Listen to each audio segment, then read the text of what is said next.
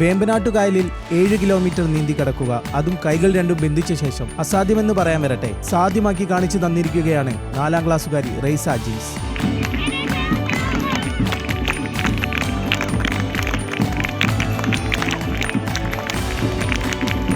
കോതമംഗലം വരപ്പെട്ടി സ്വദേശി അജിംസിന്റെയും ഫാത്തിമ അജിംസിന്റെയും മകളാണ് റെയ്സ.